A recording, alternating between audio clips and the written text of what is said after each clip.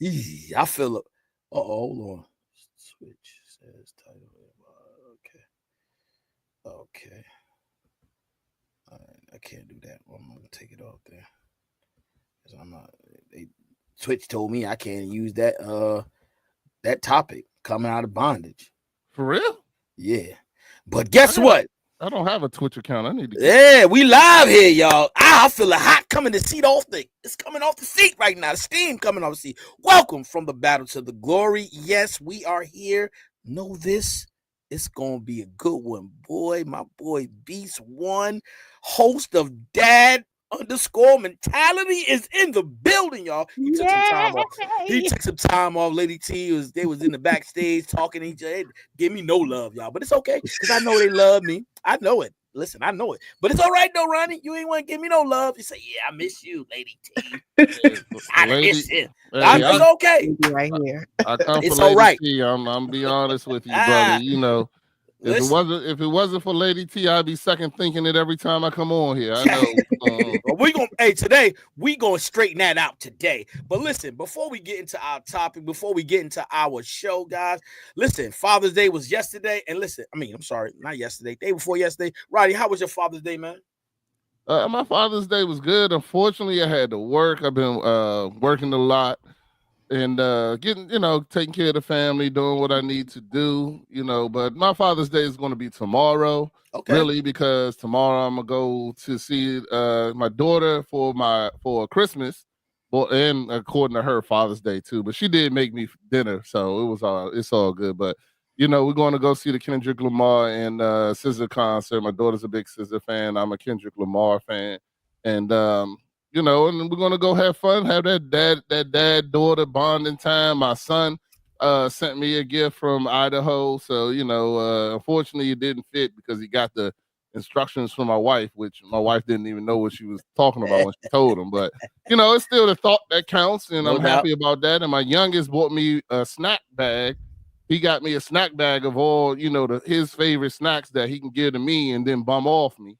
So But that was smart. Yeah. But it was all good. I still enjoyed the time. I got home. I came home and really went to sleep for real because I was tired. But just enjoyed the time. I did watch. I don't know if y'all seen that the movie Straw with with what you call it. So I watched that. It was good. I'm big into mental health and things like that. I'm not gonna lie. The acting was terrible to me, especially in the beginning. Yeah. Hold up, Lady, did you see it? Yeah. I did. Okay. I'm sorry. Yeah. The acting was kind of terrible to me, but then at the end, watching the whole thing, I kind of got it all together, But I'm a harsh movie critic, so. But otherwise, I thought it was good. I enjoyed once I got through the whole thing. Then I enjoyed it for what it was. I don't think she should win an Oscar for it, but I think it was great. I think it was good for what it was. You know what I'm saying? But anyway, that's what I did for Father's Day. All right, Lady T, what about you? How was your weekend? The weekend was good. It was emotional. I had to say goodbye to a coworker and a friend of mine, and it's been tough dealing with the emotions because we were friends, and we had years being together as coworkers and working together in progress. So it was emotional, but it was a good weekend. And I'm glad to be here with you guys today. So happy Father's Day to y'all both. Oh, thank you so much. Thank you. Did you spend time with your dad? No, I called him though. This year I had to do things differently with my parents. I couldn't spend time with them, my mom or my dad this year. So, but I talked to him, so it was good. Well, I had a great weekend. I did a Father's Day brunch on Sunday. I did at my wife's church. So they asked for my services, and it was great.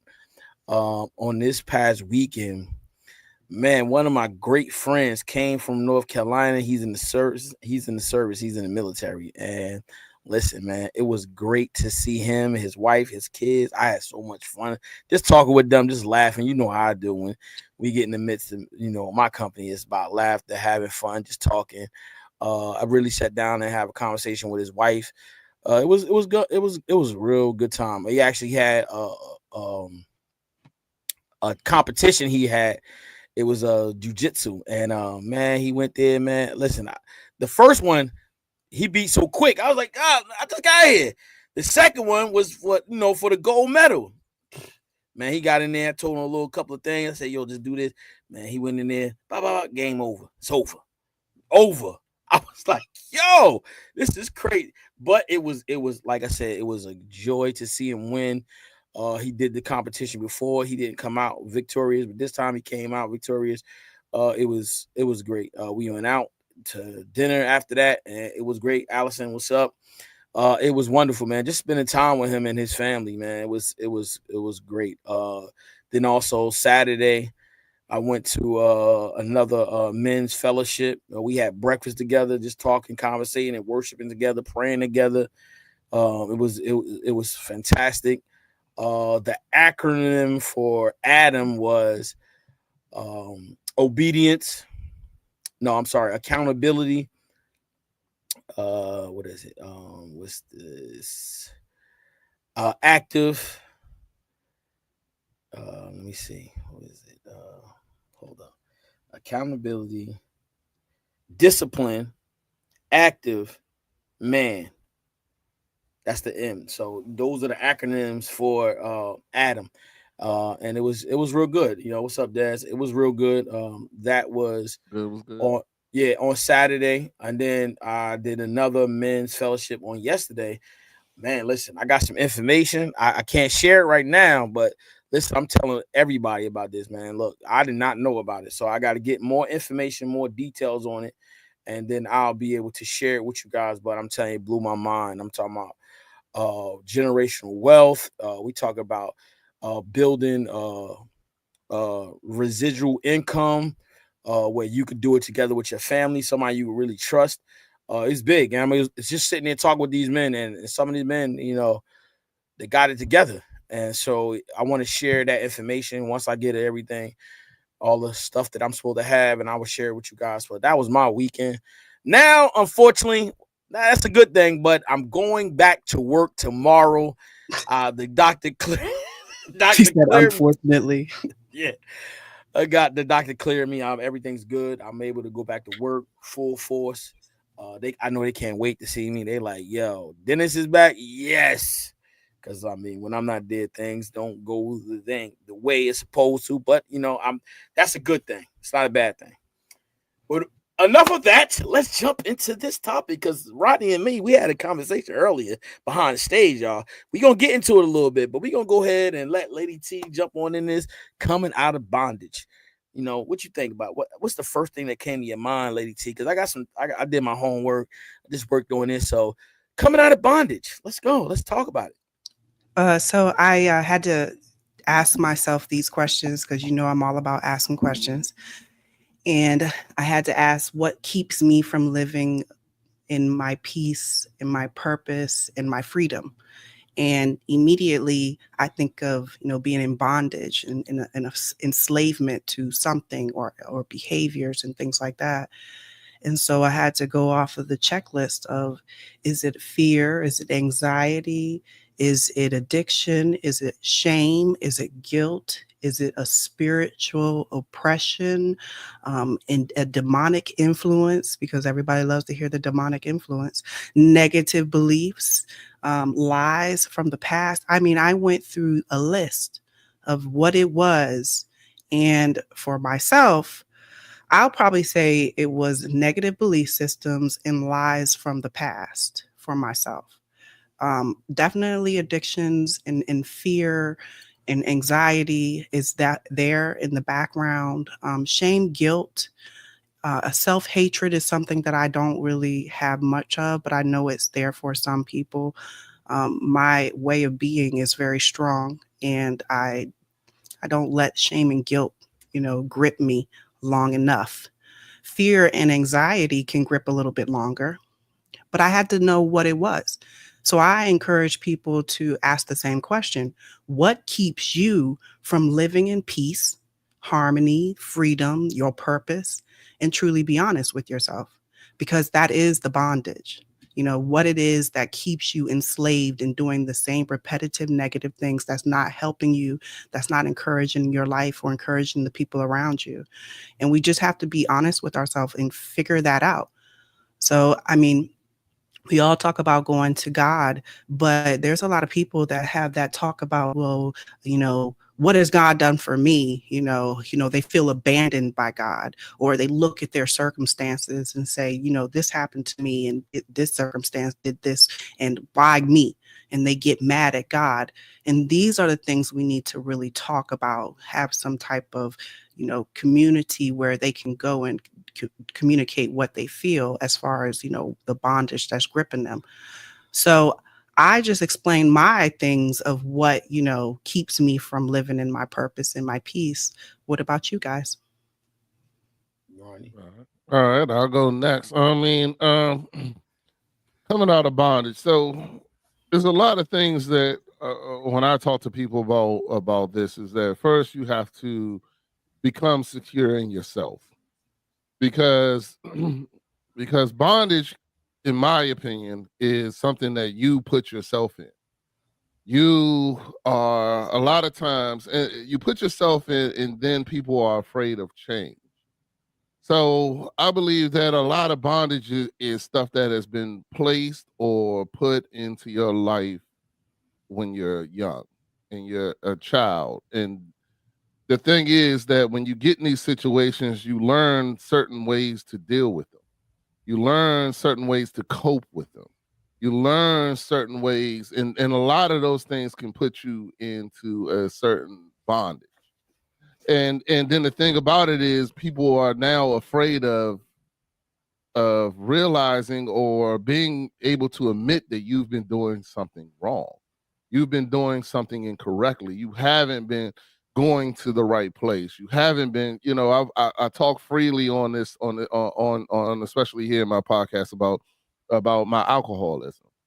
For the longest time, I used alcohol to cope with my issues, and it was very hard for me to realize to the point that, I'm like, I'm not hurting nobody. I always go to work. I always did this. I always did that. Ain't nobody, I don't get in fights. I haven't had a DUI. You know, all those were my excuses that why alcohol is okay. You know what I'm saying? Opposed to really dealing with the real issue and not using alcohol as a crutch, not using alcohol as an excuse, not using anything as that. So, for me, I'm saying alcohol, but it could be anything, from sex, from lies to, not dealing with your family, not dealing with this, that can put you in a certain bondage, and you have to be real with yourself. And I feel that that's the hardest part about it, is that you have to have these real conversations with yourself, and and God, of course. But the thing about it is God, and here's the thing for me: you got to be real with the Holy Spirit, because the Holy Spirit is telling you the whole time that this ain't right. That feeling you get that you're not doing the right thing is what you really have to be honest with, and talk about it, and actually get there and work it out with yourself, because the hardest person to forgive, in my opinion, is you. You know what I'm saying? Because you have to forgive yourself for all the times that you took yourself from down the wrong path. You did the wrong things, and to me, that's just another form of bondage. The greatest trick the devil ever performed, in my opinion, is convincing people that he has power that he doesn't. I talk about that. I talk about that, in my opinion, all the time, because God created everything. God has the power. There's nothing that he doesn't know that's happening. You're not doing anything that he doesn't know you're going to do. You can't surprise God. You know what I'm saying? And so, in that opinion, so why are you acting like you're doing something? You're doing something that is new. You're not. The devil knows all these tricks. Knows all the old tricks. There's no new tricks in there. So for me, just getting out of bondage was me having the real conversations with myself, and me understanding that I got to do better. Like, I can't keep on living this same life and expecting a different result. You know what I'm saying? But the other thing is, when when you do make that discovery and you do make that change, God makes it obvious that it's him. It's not, and that's the great thing about God. I think it was matter of fact, we was talking about him earlier. Kurt Franklin's speech where he said, I can't sing. I don't know. He said, I'm a bad father, I'm a bad husband, I'm a bad man, I can't sing, I can't do this. And he said, and that's how you know it's nothing but God for me to be up here right now winning this award. Because you can't take credit when God takes part in that place, you can't give credit to no one else. You know what I'm saying? Because that's how he works. So in my opinion, like I said, once you do make that step, you'll see that God will move things. God will make things happen. God will change things for you that you can't do nothing but thank him. You know what I'm saying? Thank him at all. Thank him, period. So, that's just how I feel. My little thing. When I first thought about this topic and the things that came up about bondage, that's what came to my head. That's good. That's good. That's good. What about you, Chef? Man, he gonna change everything up on us. He about to bring out his notes. Go total left to somewhere else. Let me go ahead and buckle my seatbelt in. Yeah, Here it come. Put the strap on. You ready? Yeah. Let me go ahead So and buckle up, lady T. there are two types of bondage that I was looking into. One is physical bondage, and then you have spiritual bondage. The physical part is like enslavement, being forced into labor or oppression. And when you look at it from a biblical sense, you have to change the way you think and free your mind, because physical bondage is something that we live in now. Some people live in now, and that's oppression, feeling like they're not better than the next person. And then you got debt bondage. People get into debt, and they do things that force them to do something that they're not supposed to do as far as debt goes. They try to get out loans, they try to get out that debt, and then they fall deeper into that hole. So that's a physical form of bondage that you look at right now. It's a lot of debt that's going on because people go and take loans out and don't have the mindset or the right resource to teach them how to manage their money or their budget. And then when you look at the spiritual aspect of bondage, you got bondage to sin, bondage to the law, and then bondage to fear. I'm sorry, fear. These things will keep you in bondage. When you know that the flesh has us having these desires that we will be consumed by our desires, and that will keep us in bondage. Then you got bondage to the law. People don't accept and believe in God, so they'll just do everything under the sun that the law tells them not to do, and not giving God glory or anything. And so they bondage to the law because the law says that we do this. It's okay, and not giving God glory on anything. So they're just living life, based on the laws of the land. And bondage of fear. Lady T, you definitely said that earlier. Bondage to fear of even stepping out on faith, stepping out on, I studied this, I worked hard at this, and not, being oppressed by the fear of failing.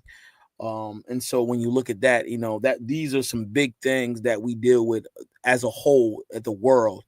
And so, these are some of the things that I was touching on. Also, deliverance and freedom, through Christ, the Holy Spirit, and redemption. And so with these three things, these are the ways that you can come out of bondage, whatever it is. That only depends on the individual, what bondage you are in. And you have to know that. And once you know that, you'll understand it. And through Christ, you can be redeemed, and then receive the Holy Spirit that will direct you in the path that you need to go into. So we talk about those things, and we can dive into it. But my biggest thing was the bondage to sin, and that's the desires of your heart that's not of God and will keep you there. And you said earlier, Rodney, about drinking, drinking, sex, you know, sex outside of marriage, all those things. You know, we can fall, people can fall into those bondages, and it will have a great impact on your life, whether we believe it or not. It does. It does put us in a position of enslavement to the sins, to the desire of our hearts that's not of God. And so I just wanted to throw those things out there, and and talk about it. Spiritual bondage, bondage to sin, bondage to the law, bondage to fear, uh, and then freedom from bondage through faith in Christ and power of the Holy Spirit. I So want to say one thing real quick. Yeah. All that you said, it has a lot to do with the emotions. Emotional bondage is very important because we are human beings. We have emotions and we go off and make a lot of decisions and form our ideas and our concepts of life through our emotions and our experience with the emotion that we experienced. So emotion is like, thinking about, trauma, fear, I look at it, unhealthy attachments. You can have painful emotions. You're repeating the same cycle over and over again. You can't let go of the past because of your emotions. The fear of abandonment is because of emotion. It's a shame-based identity. Everything has to do with the emotion of what it makes you feel like. Everything that you spoke of, if it's a spiritual bondage, it is because an emotion is attached to it. And that is where we need to pay attention to what the emotion is that's inside of us that makes us feel bonded, like to stay stuck and enslaved in something that is not good for us, not healthy for us. What were you going to say, Rodney? no, I was gonna. Well, I'm gonna respond to what you just said, and I agree with you. And the other thing is, some people don't even know they're in bondage. Some people think, like, for instance, I've said it, and I hate to just keep on using me as it, but in my household, alcohol was normal. You know what I'm saying? Alcohol. You woke up and you had a good day at work. What did you do? You went and got a drink. You had a bad day at work. What did you do? You go have a drink. You know what I'm saying? Somebody has a reason. Somebody doesn't have a reason, or whatever it is. And to me, I thought it was normal. And it took me until I got, around other people where it wasn't. You know what I'm saying? And I was talking to a young man the other day, and we had that discussion where, in his household, disrespecting women is normal. He thought every household was like that. He thought every man talked to a woman like that. He thought, that this was a normal thing. And that's what I'm saying. When you can come into bondage with things as a child that you don't really even know is bondage until you become an adult. You know what I'm saying? And find out that, hey, you know what you're doing is wrong. What your dad did was wrong. What your mom did was wrong. Because don't get me wrong, that goes both ways. You know what I'm saying? There's men that thought that women are supposed to do this and women are supposed to do that, and it happens because you don't know that is not right until you become an adult. If you live in a drug house, you think everybody does drugs.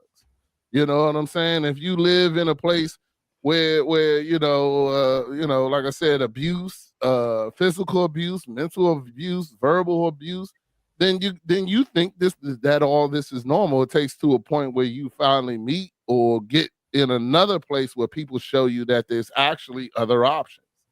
And then that's when I feel that God can work on you. But I mean, like I said, like we said, a lot of people come bondage to the stuff that is as their children, as they're young, how to deal with situations, how to understand them, how to and the thing about it is once we get older, then we don't want to change. Then we don't want to admit that we've been doing this wrong for the last 20 years.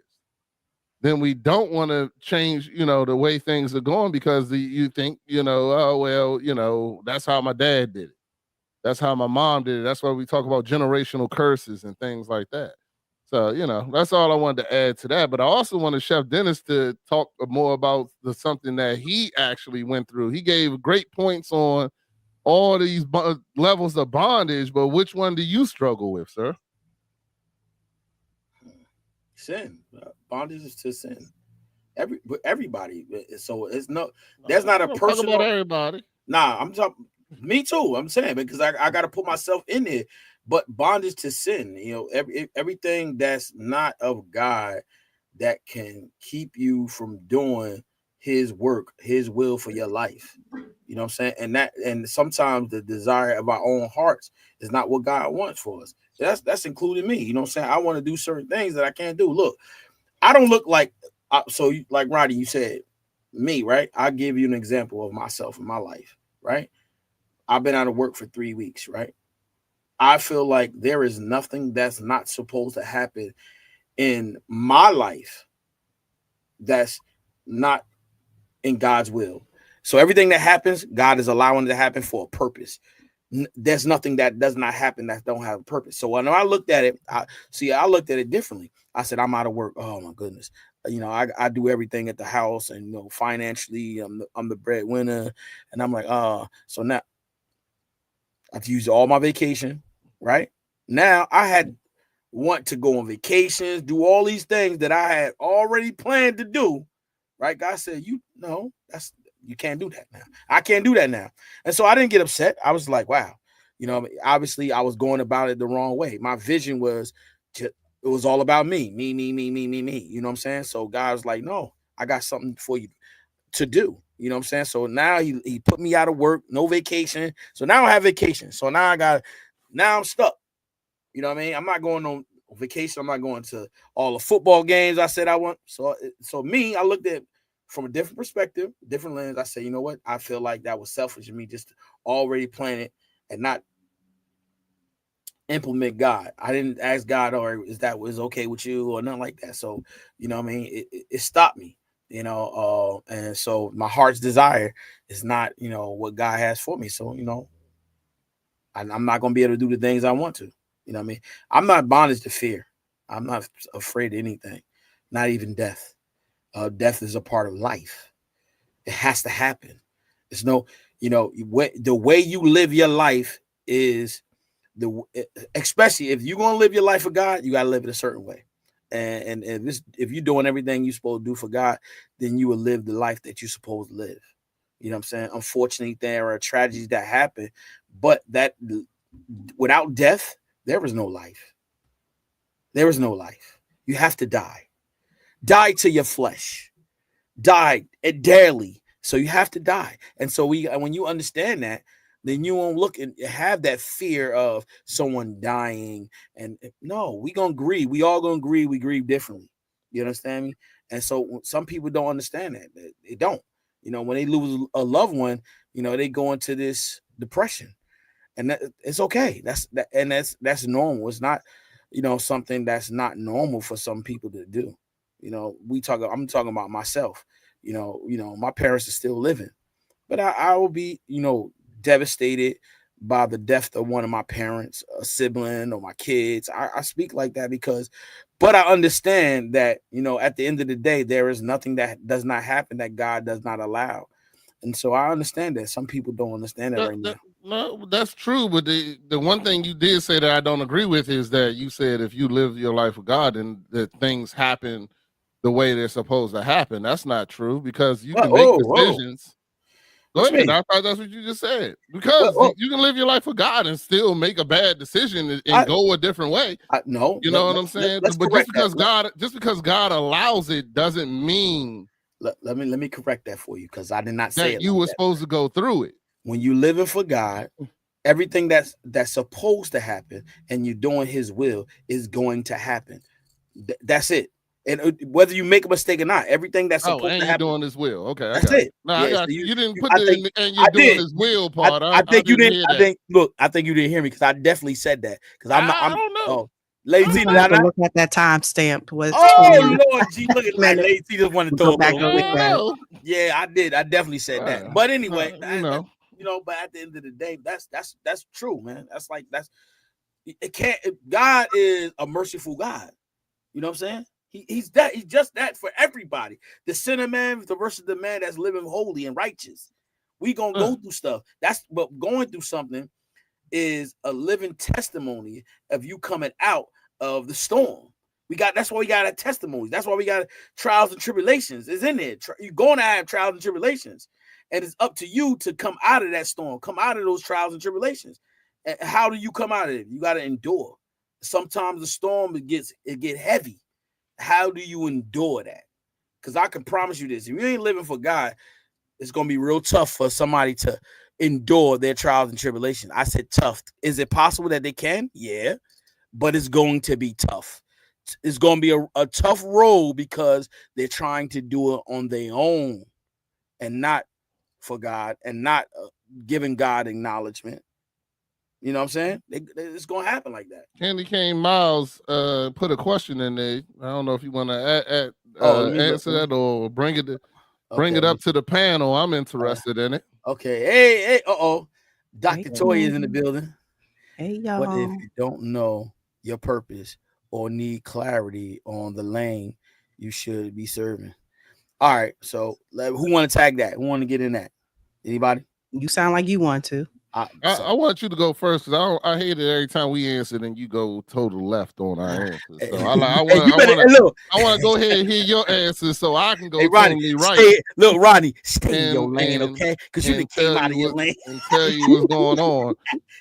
Okay, but look, first of all, I mean, when you have we talk about let's look at the first questions is if you don't know your purpose, so you have to find your purpose first.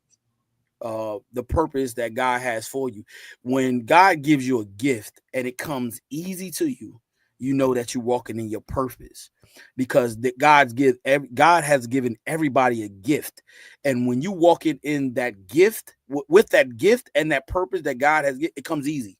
So it comes in not hard. You don't have to work hard at it. It comes easy because that's the gift and that's the purpose that God has for your life. And so then also she said, or need clarity on the lane you should be serving. Okay, like I said, when you want clarity, guess what? Confirmation will come as well as when you're looking for your purpose. It comes right repetitively. It comes right up behind it. You'll get that confirmation. And so like me, some people might say yeah. Some people say no, but what I'm doing right now is part of my purpose in life because it's not hard for me to get up here and talk to people. Some people might not understand. Some people might not agree with me. That's okay.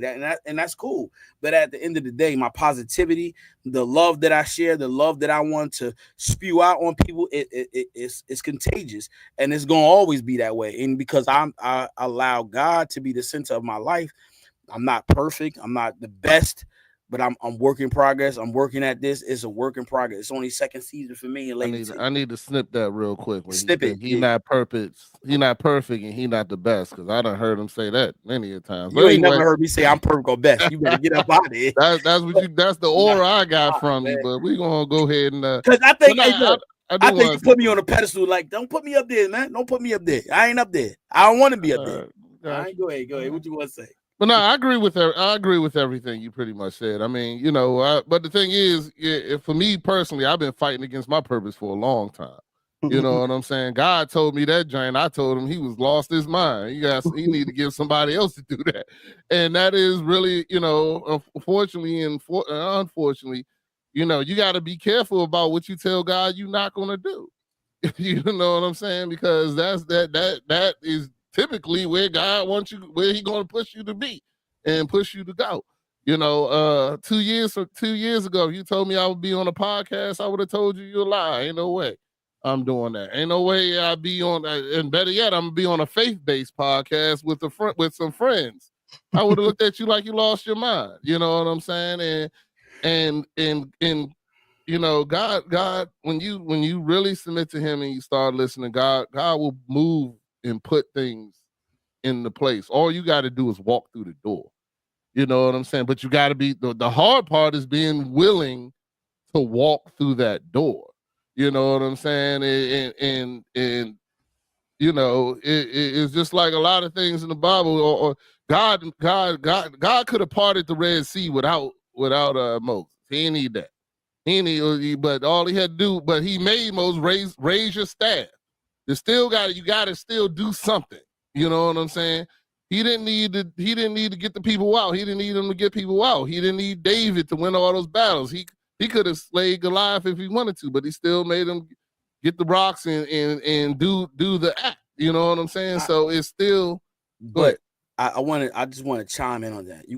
You have to understand, like what you said was correct, right? But you got to understand the message that God was sending by using those two people that you use specifically. I'm gonna give you an example of why I say that, because you got to look at Moses. Look at Moses' background. God used Moses for a purpose.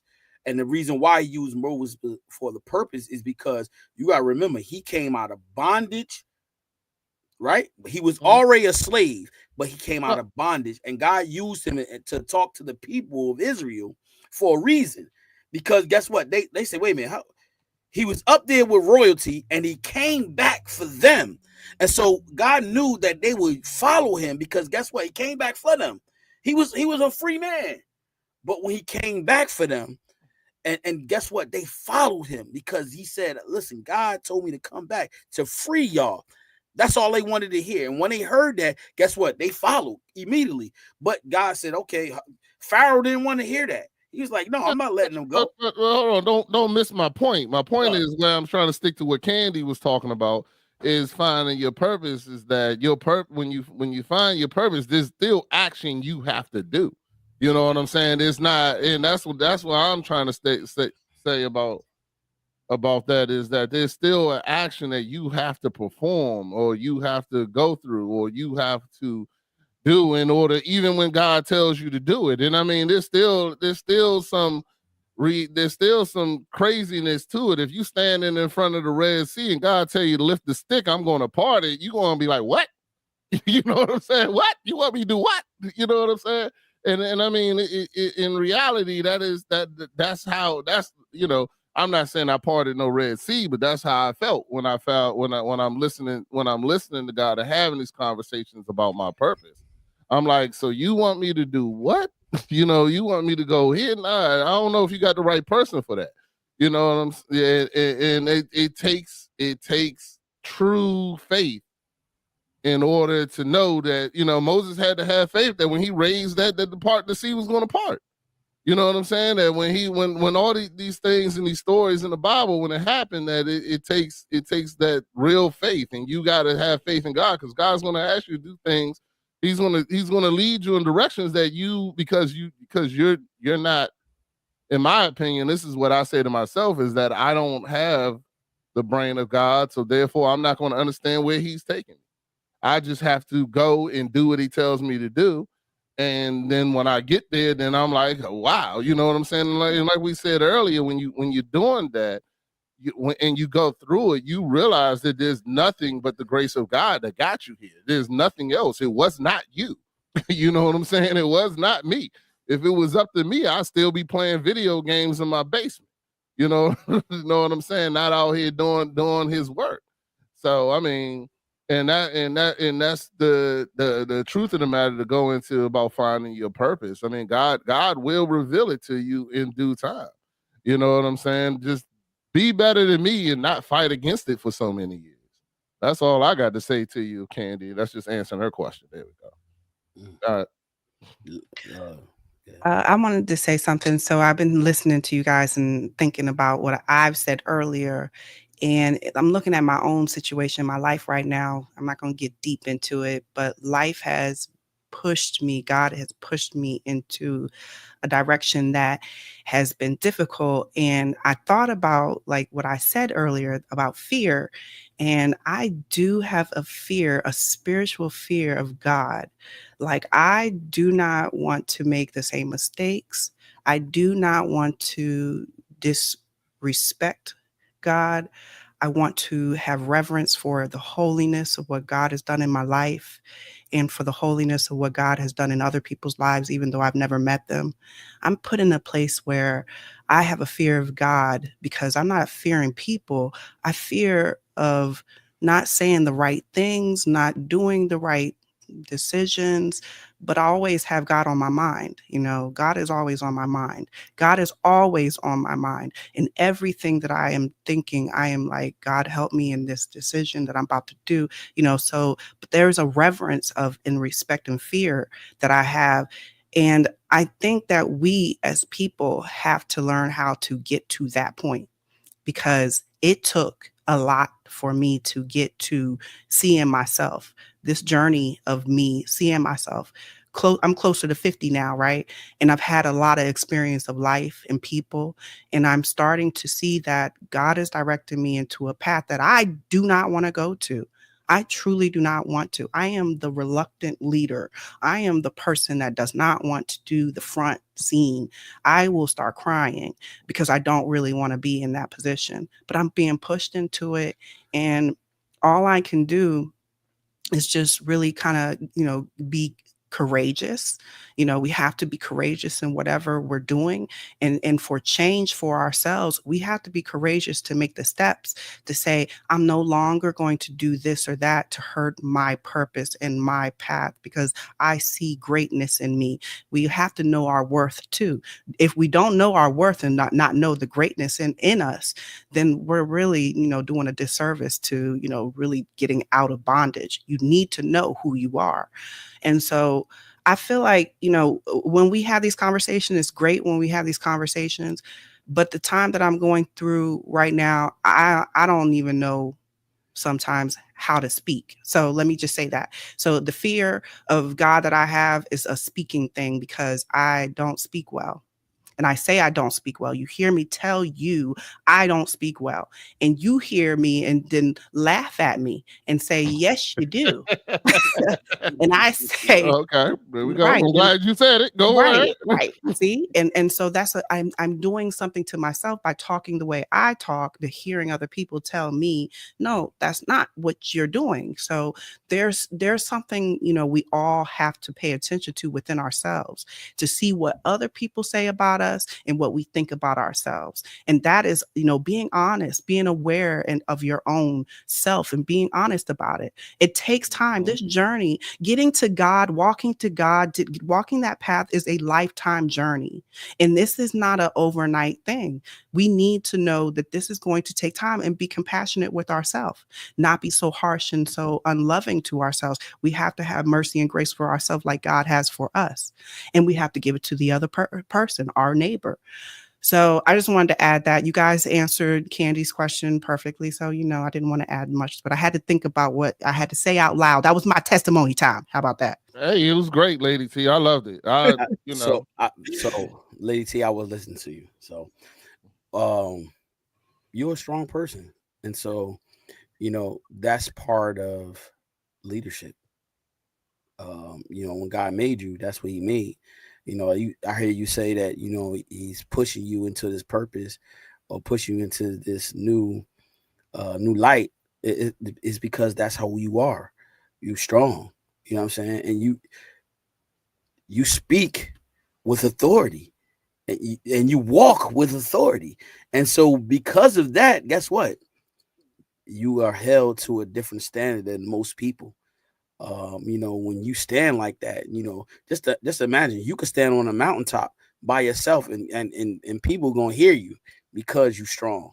You know what I'm saying? They gonna listen because of the strength in your voice. It's not about just being mad, and it's the strength in your voice. They hear it. You know what I'm saying? And that's part of it. You got to understand that it's not that God made you that way. You know what I'm saying? And you have always been that strong person. And so now you're starting to see that more. People know that about you. And that's why some people look at you and they be like, oh, because you're not a weak person. You've never been that way. And so, in leadership, it comes with a great responsibility. And you're that type of person, that God's going to have you, directing people to him outside of the workplace versus the workplace. You know what I'm saying? And that's that. It's a great responsibility. You have added to what God has for you, because you look, everything that you've done, you worked. He gave you the strength to do it. You know what I'm saying? Your job, your family, like your daughters. Look at them. Look at they have become young ladies, and they stand out. And that's because of you, the dad. You know what I mean? But You're a great. let Yeah. me say something. Okay, so I was thinking everything you said. I appreciate that. But I think that a lot of us have a fear of being seen in the world. You know, we don't I think a lot of us have what I'm about to say, the fear of being seen, to be out there in the world. We look at celebrities, we look at artists, we look at all those people that are being seen and putting their art out there, and we applaud it. You know, we love it, especially when they just giving that good, good vibe ear to the ear and everything, and we love it. But we kind of want to be like them, but we're like, it ain't me. Or maybe you can do it, but you just have the fear of being seen. And I think that right there for me, it probably, because we've been talking this through, I think that I do not want to be seen. I've always said that, if the fear of being seen is what most of us don't want to do. We don't want to talk to one another. Like when we're in public places, you don't really hear a lot of people talking to one another, having small talk, when you're standing in line all the time, because people have a fear of being seen of who they are. They don't want to just open up. They don't want to, put their feelings and put their kindness and their generosity to another fellow person out there. Everybody's been cooped up with one another just by themselves, that the fear of being seen is real. And that's for me at least. And I feel like a lot of other people are out there like me that do not want to be seen, that do not want to really talk, they want to hide behind something, whatever it may be. And it's okay, but we got to recognize it, right? Can I ask you? Can I say one thing? No, no, Is it no, a no, fear? no, no. Is it a fear of being seen or a fear of being judged? I've been judged a lot, and I have no problem with judgment. I have the judgment. I've always had it. My past has a good record of judgment. I've done scandalous. There's scandalous on attached to my name, and the scandalous doesn't have anything to do with my integrity as a woman, how I've grown. All my mistakes made me who I am today, and I am grateful for it. I wrote my wrongs by going to every person that I did wrong to. I'm sorry. That was my humble way of coming to you saying, I'm sorry. Now it's your choice to forgive me or not. But that judgment part is not. The fear of being seen is for me, is when you are putting your face out there and everybody, has a judgment on it, and you have to ignore it and ignore it and ignore it. You have to be strong and courageous to not allow anything. You have to be strong in the Lord, so strong that you have no care about anything of what people say. So if it's judgment, it's more like, okay, maybe it's the weight of so much judgment. I'll take that for sure, because it's so much judgment, right? Everybody's got an opinion, will say whatever they want to say.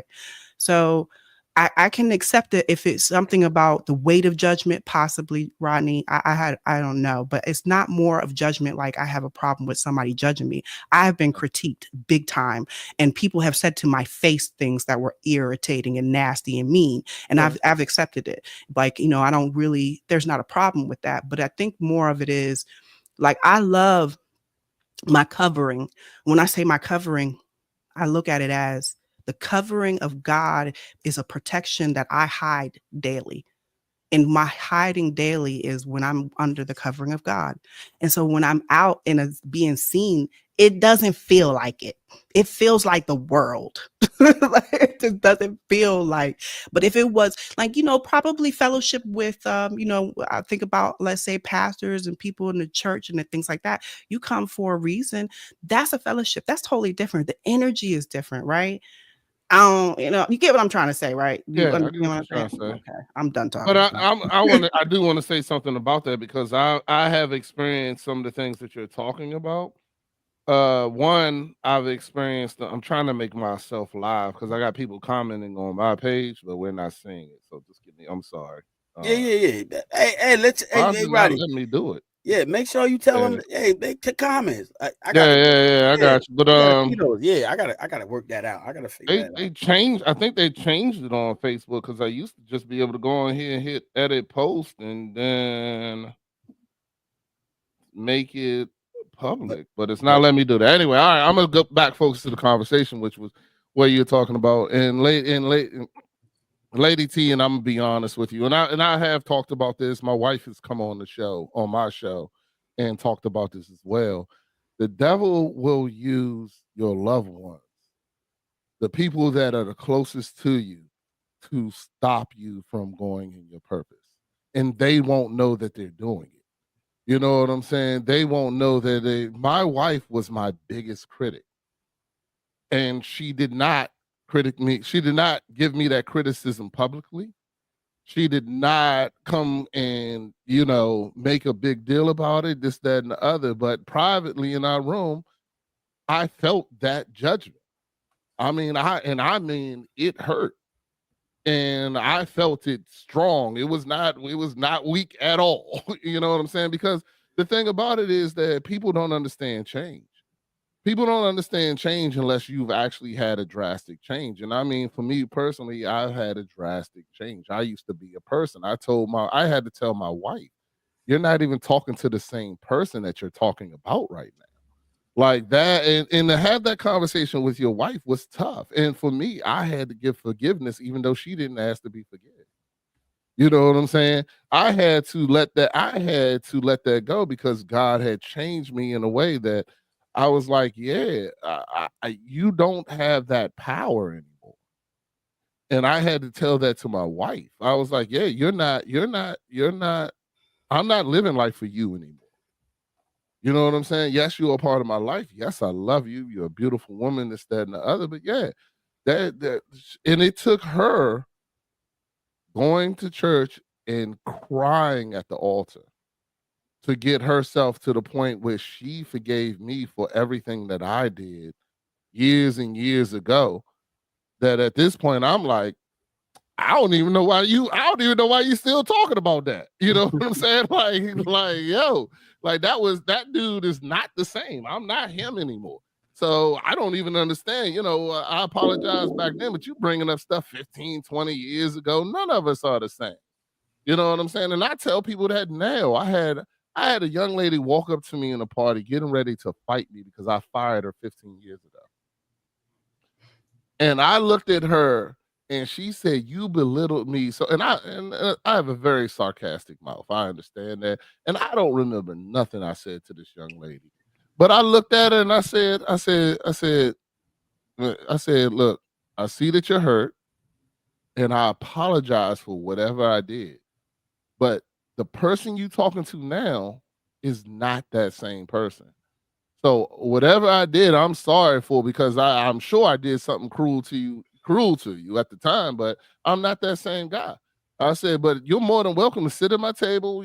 I'll buy you a drink, whatever you want to do, relax and party." She ended up partying with me and my wife the rest of the night, and having a good time. And we became friends after that. But, you gotta understand that, I made mistakes. We all made mistakes. And some people just ain't going to get over it. You know what I'm saying? But unfortunately, that's their problem. That's not yours. You don't hold that burden. You don't hold that cross for them. You know what I'm saying? Like, if they still think these things about you, that's their problem. Just like my wife had to go on the altar and cry and get all that out and ask God to take it away from her. That was her problem. That was not mine. Even though I did these things and I did them. The fact that she wouldn't let it go and could see that I'm now I'm somebody different was her problem. And we have to understand that as Christians, as men, as people going out here and doing great things and going into this journey, that people are going to bring up your past, that people are going to bring up the things that you did, that people are going to bring up, "Oh, I remember when you was in the club. I remember when you was doing this. I remember when you was doing that." Yeah, well, yeah. I did it all. You know what I'm saying? But I'm not that guy. Yeah, I was brutal. I still think about this girl, Christina, in the 8th grade. I made her cry almost every day. Wow. If I saw her now, I would so apologize. The stuff I did to her should not be done. You know what I'm saying? Should not be done. But I was broken back then. My father passed away. Not giving excuses, but I was broken back then. You know what I'm saying? Like the only thing I wanted to do was torture her every day. You know what I'm saying? So I mean, hey, we all are different. If I ever meet Christina again, I would apologize to her as much as I possibly could. You know what I'm saying? But then at the end of the day, that the rest is up to her. So, that's just how I feel. I'm sorry. Had to bring up Christina again. I've been bringing her up her lately. One She's day been I'm gonna on your see her mind. again. One day I'm gonna see her again. I swear, I'm so sad about the things I did to her. You're gonna see her So, again. yeah. But Mhm. anyway. You're gonna see her again. That's right. Candy said, being on this platform, communicating and speaking about faith-based topics and is serving a purpose. Just my 2 cents. All three of you guys are dope. Dope. I I love love it. it. Love the energy, Candy. Definitely, that's Lady T. I just like I said, just walking, just being this the person you are. That's what happens. When you walking in that, you got to own it. You got to take. You got. Sorry, that's how. Look, your mom and dad made you. They made you. So walk in it. And I know you don't like I know you don't like to be in the spotlight. It's not about the spotlight though. You made in this image of just being strong, and a lot of people gonna follow that. They're gonna listen to your voice, and I know you don't want it, but that's just part of who you are, and you can't change that. You older now, so it's like you becoming smarter. You know how to navigate.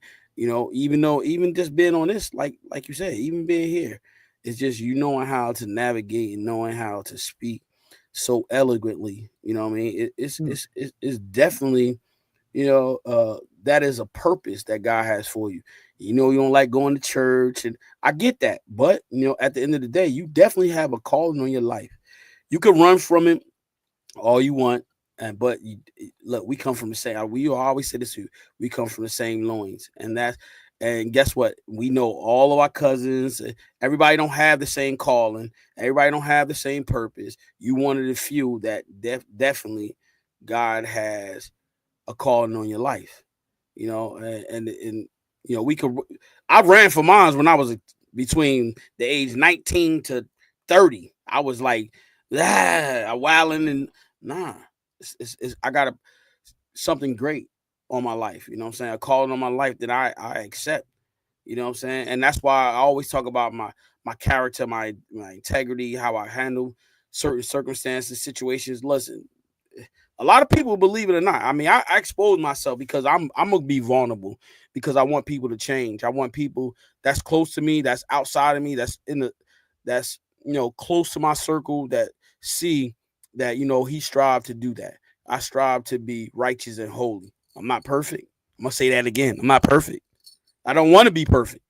I strive to be perfect because Jesus was the only one who came on earth and show he can be perfect as a human being. So that's what we And strive they to be. crucified him. Don't forget Of, that part. of, of course, but he Just came. saying. He came to show us that it's possible.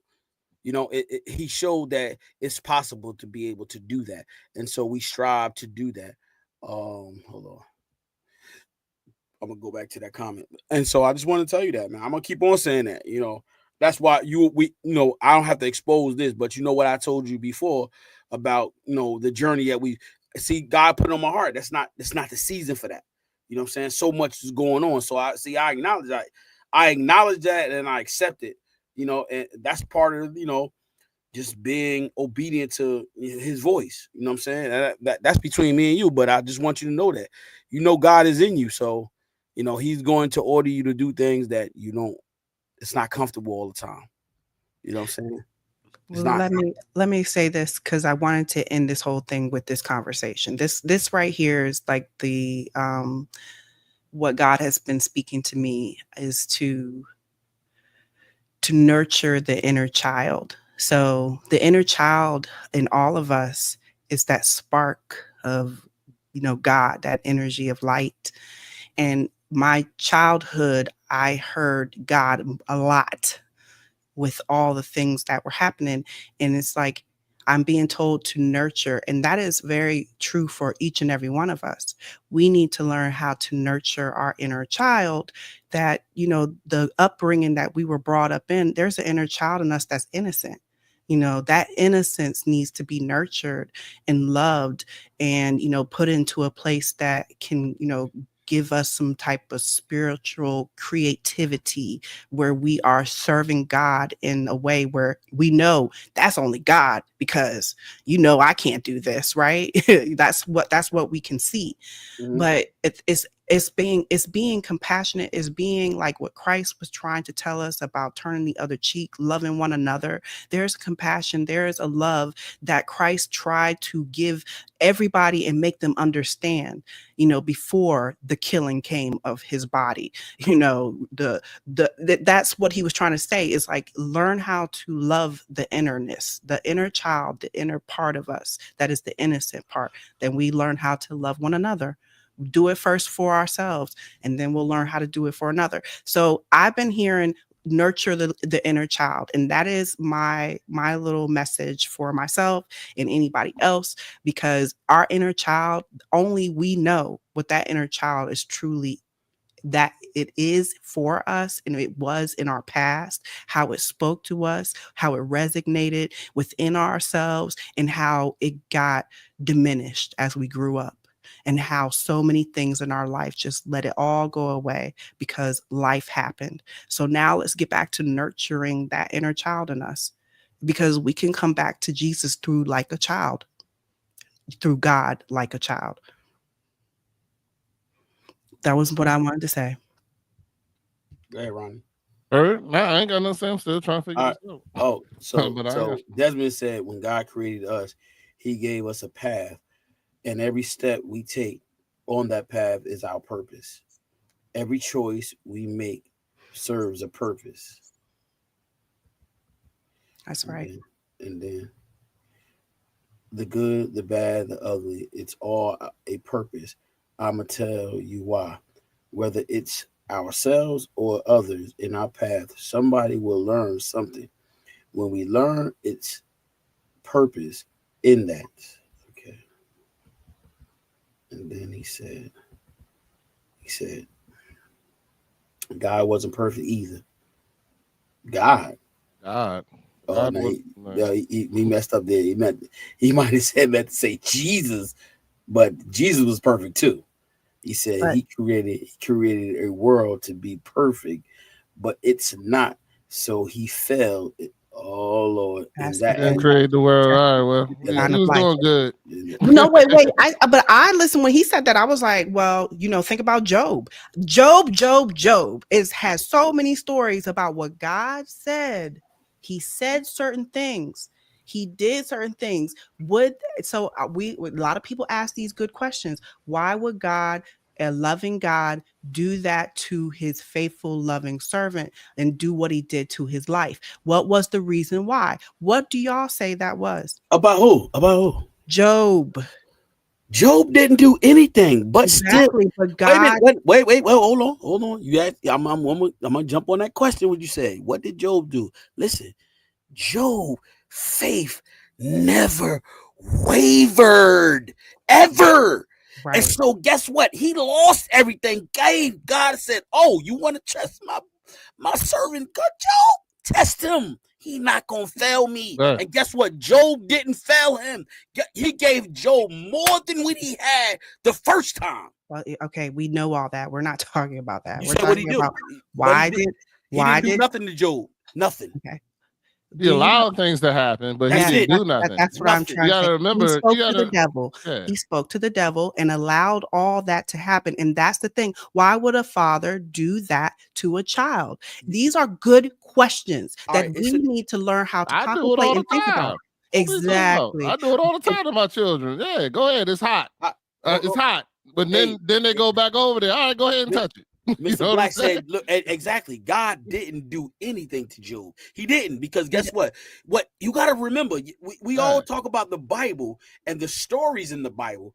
It's to show you his faith did not waver. And God said, if you show me if you're obedient, listen, you're gonna go through it. He said he went through the storm. Yeah. Guess what? God blessed him more than what he had. More. And So you also he got wanted. and you also got to remember the closer you get to God, the more the devil's going to tempt you and send people that way. And what you call it? If the God ain't tempting you, then you doing what he wants you to do. If the God, I mean not God, sorry. If the devil ain't tempting you, then you doing what he wants you to do. It is that simple. And if you are doing what God wants you to do, then that's when he's going to send roadblocks, send things in your way, send temptations, try to get you to go there. And he's going to send, like I said, he'll send a person you love. I was listening to a sermon the other day where he said that the devil ain't going to come to your door and say, "Hi, I'm the devil." He's going to send that person from your church. He's going to send a person from somebody that you will listen to. He ain't gonna come in here and say, "Hey, I'm the devil. I want you to go this way." No. He's going to disguise, manipulate, change, and a lot of times the people don't know that that's what they're doing. When that person comes to you and tells you, "Oh, I don't know if you should be on that podcast with Chef Dennis," you remember he always so opinionated. He don't listen to you. He don't do this. He don't do that. I don't know if that's a good look for you or this, that, and the other, blah, blah, blah. He's sending that person. He's sending that person because you walking in the right path. When I know, and that's the same thing the devil sent my wife. The devil sent my daughter to tell me that I wasn't shit. You know what I'm saying? I'm sorry, I didn't mean to curse. I apologize, but it's the truth. To tell me those things. My daughter said some very hurtful things in a time of pain for her. And I had to absorb that. I had to take that. Now we laugh about it. We talk about it, this, that, and the other. But at the time, it was painful. It was painful. It was enough to cause me to go drink, even though I didn't. But it would have been if I was not as strong as I was at the time. You know what I'm saying? I'm going in the right direction. I know I'm going in the right direction. So God's going to use other people and use people not God. I keep on saying God. The devil is going to use people and they don't know they're doing that. Sometimes they think it because he manipulate them to think they doing good when they really just a distraction. Just the distraction to tell you to push you in a different direction, to move in a different place. It happened. It happened to me. You know how many times I was told that but here's the thing. You know how many times I was told, oh, you're fake. You're this, you're that. You know what I'm saying? Because at the time I was doing comedy, I was doing other podcasts that are not Christian based or whatever the case may be, and I was doing things and stuff like that. And I got that. My own wife told me I was fake. And I had to look at her and I was like, okay, that's your opinion. I mean, if that's how you feel, well, I'll show you I'm real. All I can do is show you. But the thing about it is those opinions, those things, you can't change them. I can't change my wife's opinion. She has to want to change them. If she wants to believe I'm fake, she's going to believe it as long as she wants to do that. It doesn't matter what I do. It don't matter what I do.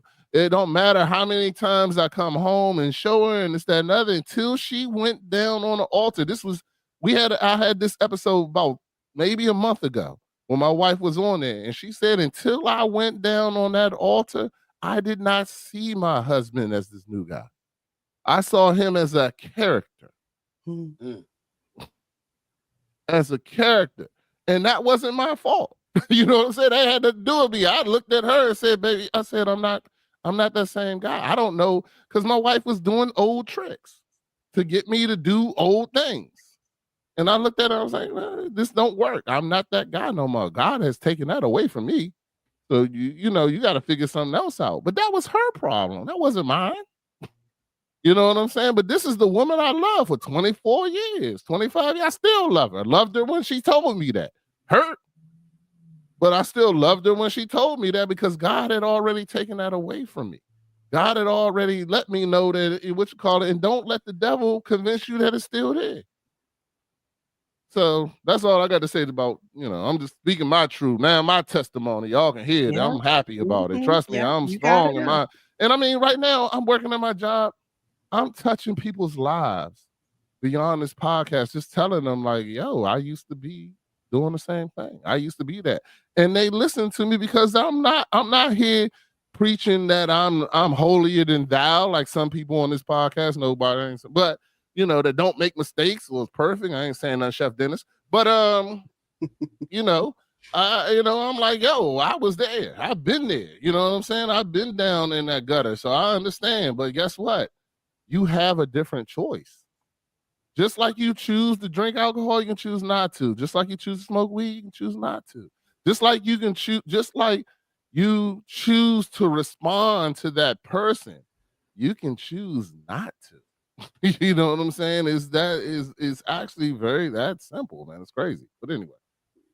What's Desmond over here talking about, You man? said God. He don't went on I, went I on know. two different joints and He everything. said What are you God doing over there? allowed Satan to test Job's faith by afflicting him and suffering, including the loss of his wealth, family, and health. Why did God have to do that? Is the question. Let me ask you a question. Understand. All right, you asked Okay, the question. All right. listen to me. Oh Listen. Lord, Thank Jesus. you. You're not thinking about the story, the principles, the why the structure of that story is meant to make you see something very deep, right?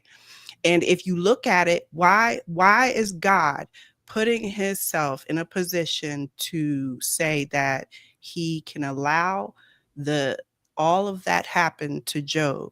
Let the devil do all that happen to Job because he's his faithful one. And well, what is the reason to be in competition? To say, I know my son. So what do you say is the reason God allowed these things to happen to Job? Give me understanding. Because Dr. I can Toya, I explain it to saw you. your message. I saw your message because God trusted him. But why did God need to do all that, to allow the devil to do all that to him? To show that, oh, he's my faithful one.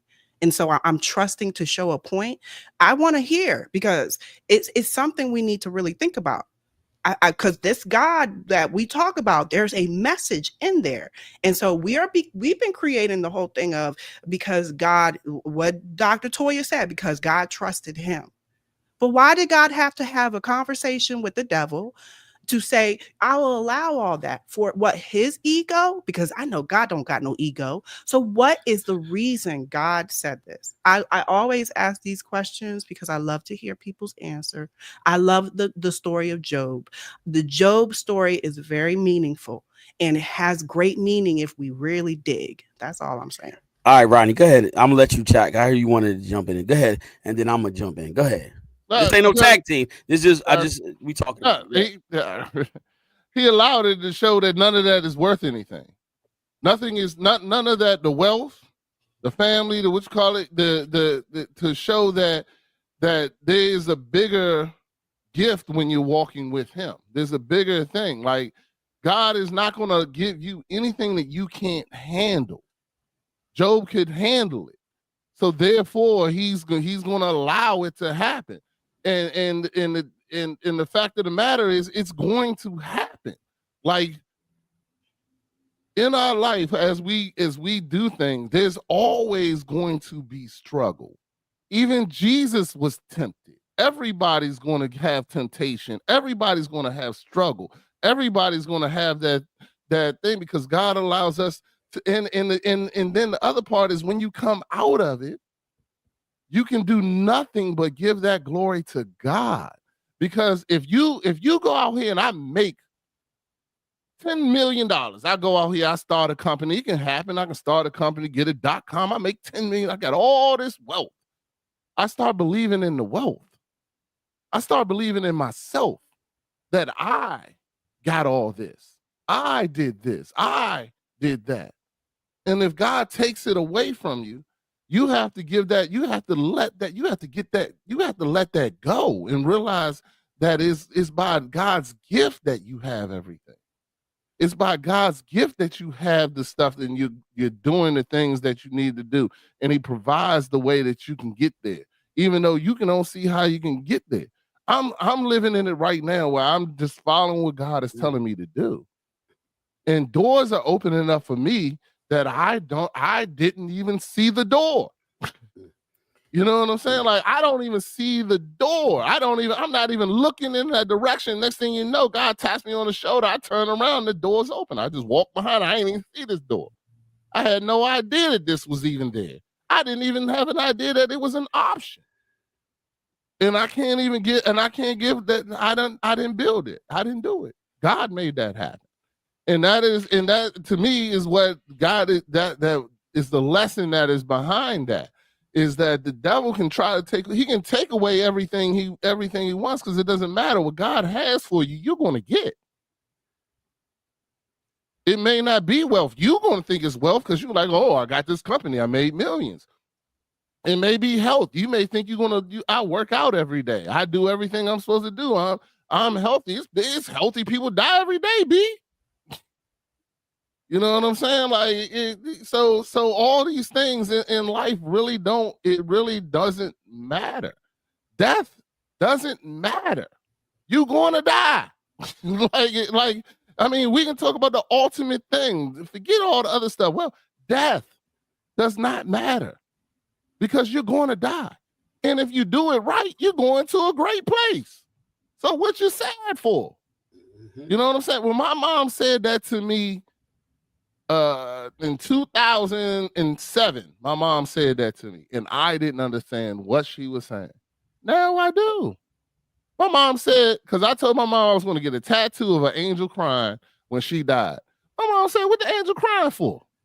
She was like, baby, I've been ready. I'm ready. When God take me, I'm good. I'm happy. I'm going to be celebrating. She was like, these feet won't hurt no more. My knees won't hurt no more. None of this stuff. She was like, I don't give a crap about this body. Mm-hmm.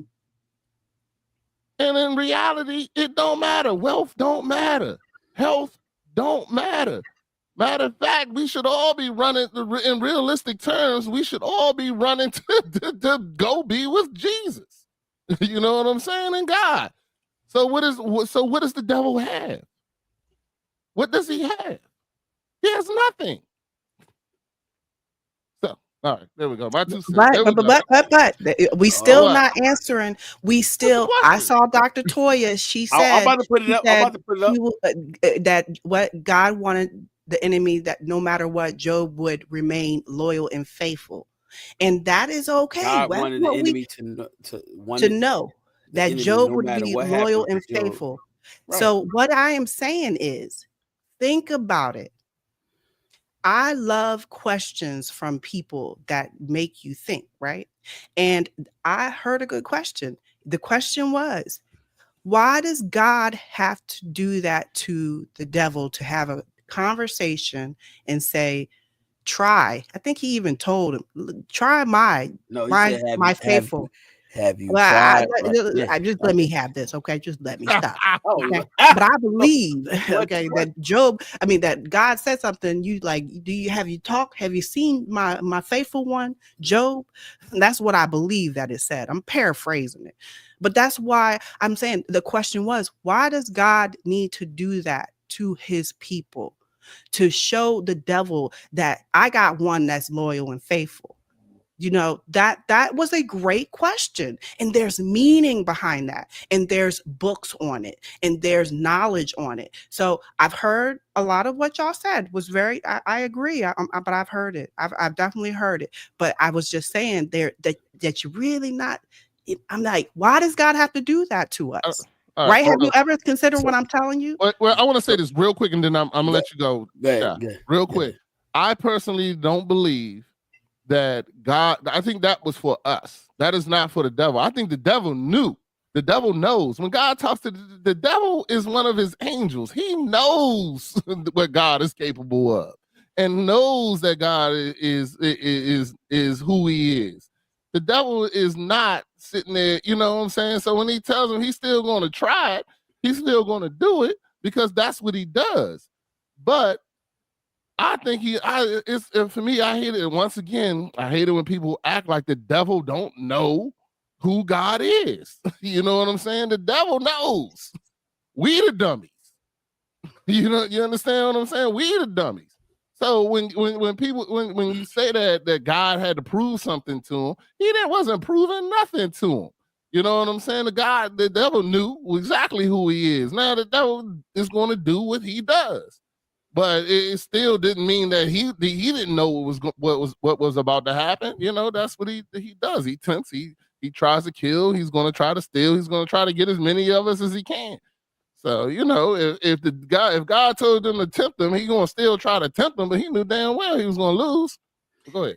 All right. So Toya said, well, let me go back to the thing. Yes. Thank you, Dr. Toya, for what you said. God didn't go to the enemy.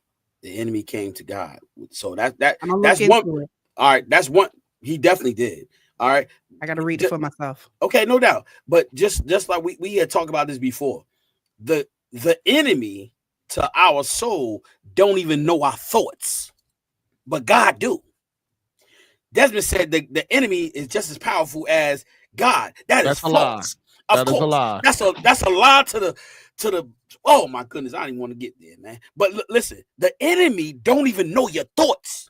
Okay, that's number one. So he cannot even begin to read your mind. Only God knows. God knows your purpose. That when you came on this earth, he knew your purpose. As soon as you land on earth, he knew your purpose. Okay, that's number one. Number two, you talk about somebody said, what was the reason and why did God allow that to happen? You got to understand something.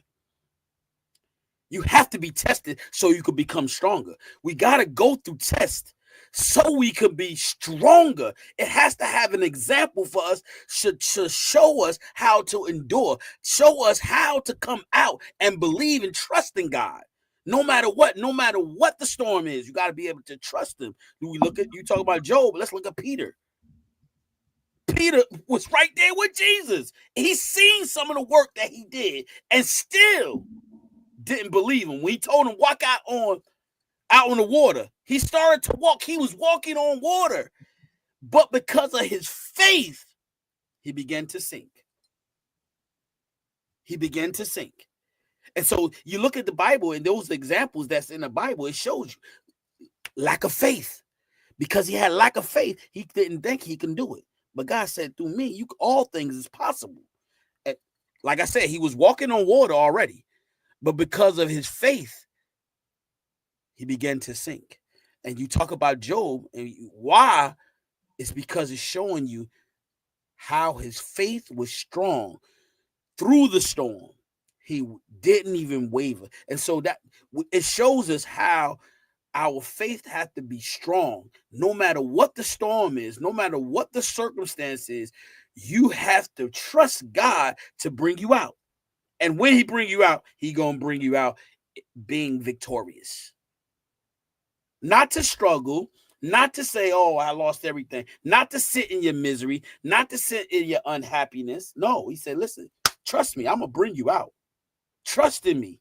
You're going to go through the storm, Lady T. How are you going to get through the storm? Without knowing that he's going to bring you through. And so those are tests we got to go through. There's a purpose in every test that we have in life. Even now, we have tests in our lives because of the choices that we make. It's not what God has for us, because you remember, God gave us free will. But the choices that we make has a consequence if it's not in God's will for our life. So when we make a choice on our own, we say we're going to do it and not allow God to be the center of that choice. Guess what? We're going to go through stuff because it's not what God has for us. Sometimes even going through the things that God has for you, there is a purpose in that. Coming out in that storm. Go ahead, Ronnie. Sorry, I just want to say to Desmond that the greatest trick that the devil ever played is to convince you that he has power. That is the greatest trick he's playing on a lot of people today. The devil does not have power. Everything God allows him to do. So if somebody allows you to do it, then you don't have power. You don't have power. Is that simple? There's nothing. If you believe that God created everything, then and everything that God created was to be perfect, then there's nothing that the devil created. The devil ain't create nothing. So how does he have power? He didn't create anything. He manipulates, he lies, he cheats, he steals, he does everything to convince you that he is powerful. He is not. And the moment you realize that is the moment you really free yourself, because he has none, zero. So anyway, that's my problem. That was just my statement. I'm ready. He said both equal teams, laughing out loud. He said sinners versus saints. Nah, there's no equal teams. No, it's not. Yeah, if the devil is just as powerful as God, why does he gives power over the enemy to cast out the demons, tramped on serpents? Peter made several mistakes and even committed some serious sins in the Bible. Yeah. You allow that demon to take you over. You don't. The demon can't walk up to you and just say, "Here you go. Now you're a whore." You know what I'm saying? Like, that don't happen. A demon doesn't come to you and says, "Uh-oh, now you're a murderer." You know what I'm saying? Now you're this. Now you're that. You allow that to take over you. You make that decision. When a person kills someone, it's because they have decided to kill someone. When somebody decides to have sex, that's because you decided. No demon can come over you and go, "Hey, guess what? This week you're gonna be hoeing this week." You know what I'm saying? It don't have that. Ain't how it works, brother. There's no power. Here's the thing. But anyway, I'm gonna get off that. I'm gonna stay away from that topic. We can go back to what we was talking about. But anyway, I apologize. No, it's a lot of comments coming up there. It says sin comes from Satan. Yep, sin comes from Satan. Yeah, it does. But here's the thing. What is sin? Huh? What is sin? Anything that's not sin of is God. The absence of God. There you go. Nothing about Satan in that. Nothing. Nothing. The absence of God is sin. That is not it. Just like darkness. What is darkness? The absence of light. Is not, that's not, darkness does not have power. If you take away light, it's dark.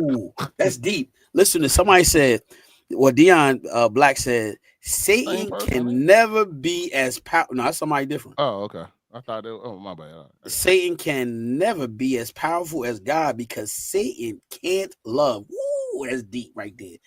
God is all love. Nothing is more powerful than love. That is so factual. He can't even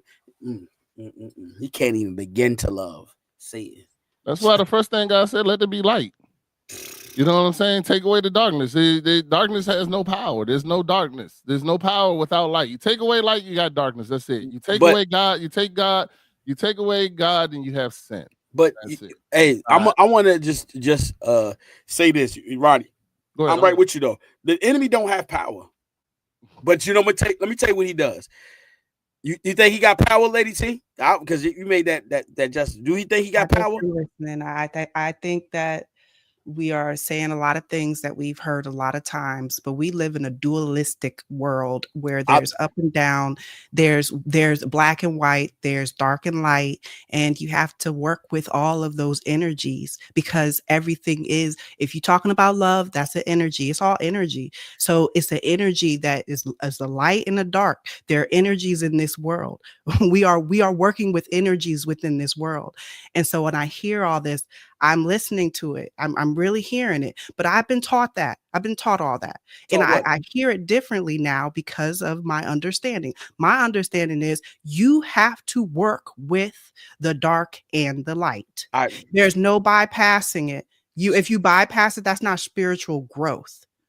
I'm not saying it doesn't exist. I'm saying it doesn't have power. Do you feel like the devil has the enemy? I believe it has power because it is in this world and it was created in this world. This world is dark and light. There's good and bad. That's what I was saying. Okay. We live in this world. We're dualistic way. We live in a way where you will have right and wrong. You will have all that. So you can't say that it does not have power. You will have killing. You will have death. You will have life. You will have birth. These are things that happen in this world. Now, we're not all light and love. That's what I'm trying to say. There's no way we are all light and love in this world. That's what I'm trying to say. Okay. So there is power in that enemy, what we call the enemy. Okay, that's all. Okay, it's the power you gave them. I But we and I live in Power this you world. gave it. You can say we gave it to him, but all of us collectively have been giving it and we're feeding it Yeah, and we're absolutely. seeing it I with our own eyes. so We see it. Lady So we've T. been feeding it. That's what I'm telling you. All right, We understand it's what we've but been feeding. okay, but listen, power is something that can control you, right? That can control you. God is saying, I do not want to control you. I want you to do it willingly, right? That's number one. Number two, let's look at this. The enemy sets traps. He don't so that means if he had power, right? He don't have to set a trap. He don't have to set a trap. He can make you do it. He don't have power. He don't have that authority to do that to nobody. But what he does is he watches what you do in the life that God has given you and set the trap for you. Your trap is not the same as my trap. It's not the same as Rodney's because we all have the enemy to our souls. He's going to set a trap for me. He's going to set a trap for Rodney, and he's going to set a trap. If he had power, why do he have to set a trap? Just But ask that question. you Why are do not paying attention. You are looking at it from your oh individualistic way. As a collective, hear it again. Hear it again. As a collective of people, we are creating chaos on earth and we are letting that power. It is power. Okay, that is power in there. And that collectively, we are not bringing love into this world and light, and we are all kumbaya. No, that's not it. I'm okay? bringing love into this world and Yeah, light. Well, I am too. you are, but we're not doing it strong enough that we're getting about 90% of this world. I'm not We're worried not about because we 90%. killing Can't. one another. I'm We not worried can't. about that. We But can't. exactly. So how do you get there? Because Jesus is supposed to come back on earth and be on earth for a certain amount of time, right? Thousands of years, whatever the amount of time is. So that's where you get to that place where you all become a certain way. But we ain't there yet. So that's why I say there is still power right now because we're seeing it. There is still power because we're living in a dualistic way. But until the time that we come one with one love and one way and one God, that's just not happening. I said one. But that's never going to happen. What do you But it mean? will. But that's right. That is actually supposed to happen in the time of whatever age where Jesus comes back for a certain amount of time of days of years. For It's his in the people. book of Revelations, I But believe. for his people, he come back for his Come people. up for his people. Yeah. But he's going to be on this earth for a certain amount of time.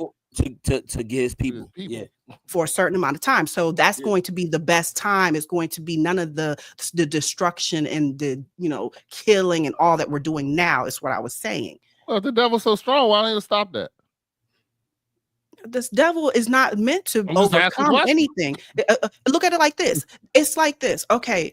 I'll say it like this. Left, right. We have a body. There's certain things about our body we need to learn more about. But everything is a two. It's a two. I've been telling y'all something about twos. There's certain things about two. There's a two thing that numbers matter. Certain things about life that we just need to get on to a better understanding. Not stay on just the scripture level, but a better understanding where we're looking at it on a deeper level. And there's meaning in everything. Everything has meaning, but do you find it? If you don't find it, it's meaningless to you. So until you seek it for yourself and have come to an understanding that there's a reason for twos, why we're being told. I told y'all about the creation story has two. There's two creation stories. Pay attention, y'all. Pay attention. Jesus talks about he is the light bearer. He is sounded like the devil when he talks sometimes. We see it and then we'll say, but that's not what he meant. Jesus has said things that we looked at it as a devil way because of the words that were used. And the devil also said he was like that, or what we say the devil is. But the point is there's twos for everything. This is life. We're having to deal with the left, the right, the wrong, the up and down, the good, the bad, the evil, the love. That is what our life is all about. So I feel like when we talk about how we talk about our sins, how we talk about our shadow part, our darkness, we need to learn how to deal with it properly. Give it respect, because guess what? It was your part of your life, and you have to not be ashamed of it no more. Not sit up here and get all into your feelings and be like, why, God, why? There's a reason why. It was meant for your life. And just learn how to deal with it and just say, I accept it, and be okay with it, and just walk into the direction of balancing both of those things, where you're good and you're ugly sometimes. Because guess what? That's what we all are. Okay? Don't sit up here and act like you pretty Christians, because y'all not always pretty. Sit up here and talk about your, yes, I said that, Rodney. I got one ain't for say hold up. nothing. Look, I got that listen, face. hold I up. saw your face. I got I'm one for you, listening. Lady T. I'm good. So, I'm so good. here's some I'm good. transparency for you. Here's some real transparency for you, right? Lady T, listen, I'm married, right? But I like sex, right? And I'm for real. I'm being real with you. I'm being so serious. I like sex, right? Just Okay. because I like sex and I have a desire for that, I know there is, if I go outside of my covenant of having sex with somebody else outside of my marriage, right? It's a consequence that come with that. I choose to do the right thing. Why is that? I could go out there and say, you know what? Nobody got to know, but God will. But I know the responsibility and the consequence of me doing that action. I know it's sinful. Guess what? If I didn't have God, the center of my life, guess what? I would go out there and do it like most men do. Let me correct that. Not most men, just men do. They'll do it with no remorse. But I do that because I know I do it because I believe and trust God to keep me. So I'm talking about me. I choose that. But there are people out here in the world that don't choose that. They don't think about the consequence. And so they go through the stuff that they go through. I'm just one person, but there are other believers and other Christians that do it too, that do not sleep out there with other women. And they like sex. But because I like sex doesn't mean that I got to go out there and have sex with different women. That's understanding the consequence that it comes. That I could do it. I can do it. I could choose to do it. But guess what? It comes with a great price. And guess what? The enemy to my soul, he can't trick me on that. He can't. I'm not gonna put myself in that type of atmosphere where I know it's gonna be a bunch of women that look good, and I'm gonna be in it. I always say this: go to the strip club and see what happens. I'm not gonna do that. Maybe some other people might do that. I ain't going to the strip club knowing that I might fall. I might be tricked, bamboozled, hoodwinked. I ain't doing that.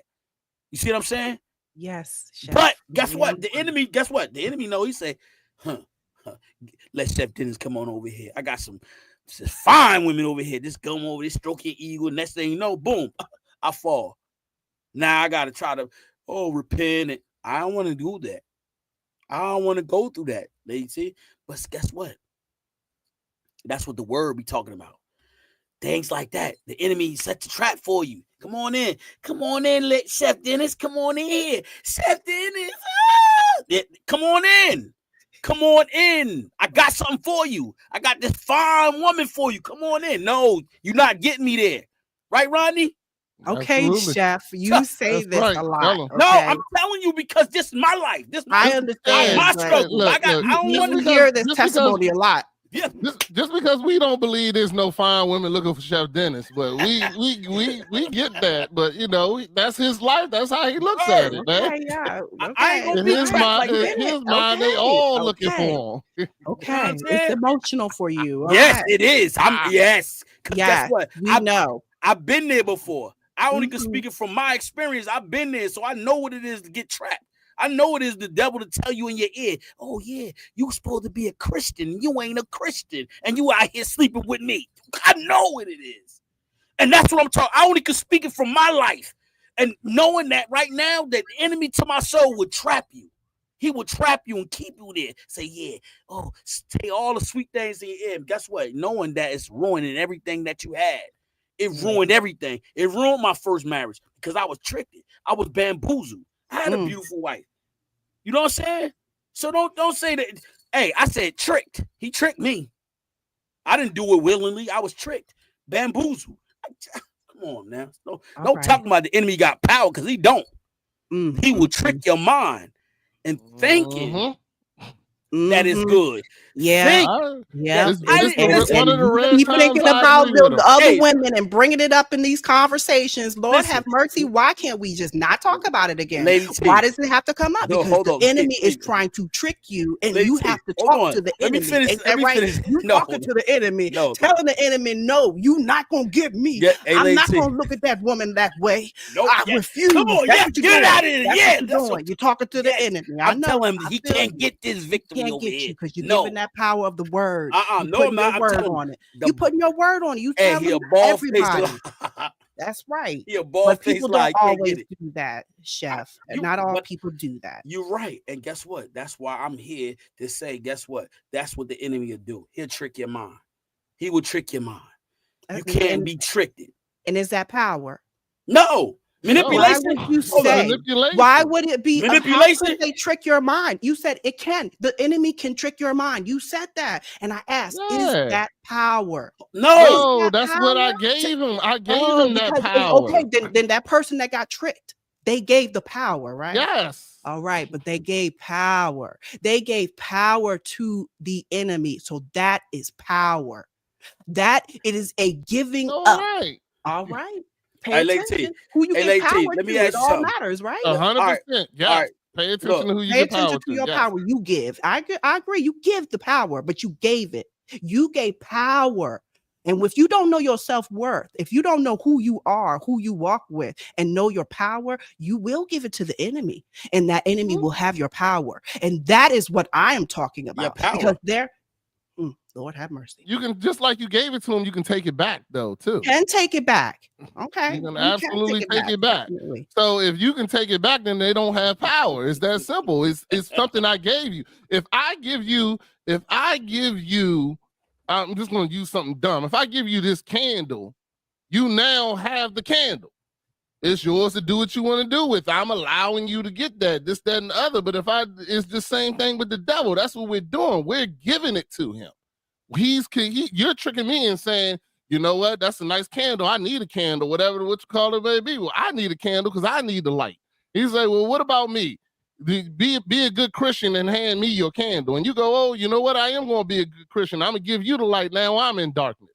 You know what I'm saying? And that's what the devil does. He convinces you to give it to him. You know what I'm saying? To give it to him, and then you living in that darkness until you say, you know what? I want my candle back, and I want to be in the light, and I'm choosing this. I can make that decision. That doesn't mean he cannot come and take it from me. He can't do that.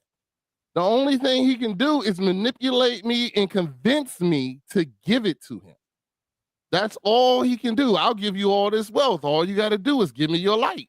And I'll give you all this wealth. I'll give you all this power. I'll give you all this thing, which in the general sense of it in this world, that is giving us something. You think that's power. It's not. This world doesn't mean that. Wealth doesn't mean anything. It doesn't mean anything.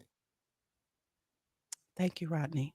This was great, y'all. We are so done with this, right? No. Oh, you're mad. No. Look at the time. You told me I gotta this. go. You said. I gotta go. I got 2 minutes. Oh, 2 minutes. I thought what you doing? I thought you doing 8:30. Mine at 8:30. Yeah, I gotta set it up. I'm not as Okay. gifted as you, sir. I got Oh, time. all right. Make sure y'all come join me over at Dad Mentality after this too. We're gonna be talking about creating a safe place. Like later, you know, I thought Lady T was creating a safe place for me today, but she was on her thing today. I don't know. I don't even feel right agreeing with Chef Dennis. I don't know what's going on. I don't even feel right with that. No, because you know what? I have no idea. I know why. I know why you agreeing with me. You in agreement. You in agreement. Well, maybe today. Well, Nah, tomorrow will be a different thing. Nah, but, you gonna be in agreement. God is working on you. You know, hey, is that what's going on? All right. God's working on me. Okay. But you know, Lady T, I still respect everything you said. You know what I'm saying? But for me personally, and maybe, you know, I truly believe what I said. So I can't even say maybe, in my opinion. But that's where I am with myself. Because if I believe that, and I'm just being honest with you, if I believe that the devil got power, then I don't believe in what I'm doing. You know what I'm saying? Because in my opinion, I walk every day. When I walk every day and something happens to me, I I say I'm not going to give that power. I'm not going to allow that. I'm not going to respond to that person. I'm not going to be the old me, because the old me used to give my power away to everybody. Everybody can catch this, even fans in the stands. You know what I'm saying? As far as me having an attitude, being angry, being nasty, being, whatever the case may be. Now I'm living in my own power that I don't believe that I'm going to give to anyone. You know what I'm saying? We had the conversation. I don't even give it to my wife anymore. You know what I'm saying? Because my power is mine and God gave that to me, and I'm going to control it, and I'm going to use it for good, and I'm going to do the good things that I'm going to do, and not allow the devil to take my power away from me. Not take it, but talk me into giving him my power. Hey, before you leave, Ronnie, Lady T, Mr. Black said, Dion Black said, is power the same as influence? So influence is a little bit different, but it is the same, because you can influence somebody to and not have power. But wait, when you get, I wouldn't know. I'll say power is not the same as influence, because I'm thinking it through. Power is when that person actually has it. Influence is like you are trying to get it from them still. So power, I'm like, you actually have the power, right? You have that power with you. And then influence is like you're trying to talk them to, like, maybe let me get you in, like I'm trying to see if maybe you might be interested. Maybe you want to look at this because this might be good for you. That's kind of influencing. But power is when you have it directly with you. That's what I think of it. I need to look up those definitions, though. That was a good question. I know you about to jet out of here. I want to get this before Ronnie jet. Hey, listen. People that commit suicide, right? They hear something from what? They can't hear God's voice. So the enemy I don't know. I've never committed suicide. No. Listen, but no. Seriously, God don't require that. Don't want that. Okay, that's number one. Number two, they are tricked in their mind that it's okay to commit suicide. It's okay because nobody's going to miss you. So guess what? If the devil had the power to do that, he wouldn't have to say nothing. So he tricked their minds to be able to do that. So that's the same as influence then. There you go. And so he does. And so it was great that he put that in. I want to know power. Look at those definitions because I really do want to know. That was a great question, though. AT, power is something that when you got power, guess what? Do God put like this? Do God has power to do all things? Yes. Okay. So you answer that. Do the devil have power to do all things? I don't know. Guess what? That's why because I was never taught that he did. No. But guess what? That's why he is not up there with God. He's down here. But there's power. Creating. No. He don't have power. He is creating a catastrophe. He is creating disaster. He is creating power. Still power. We need to look up these definitions. Okay, this was great, y'all. Yeah. I'm going, this was wonderful. We gonna make sure we had a part 2 because I'm gonna put this in the bucket. But listen, guys, we'll be here tomorrow, same time, 6:30. Thanks for coming, and I will see you guys tomorrow. Peace.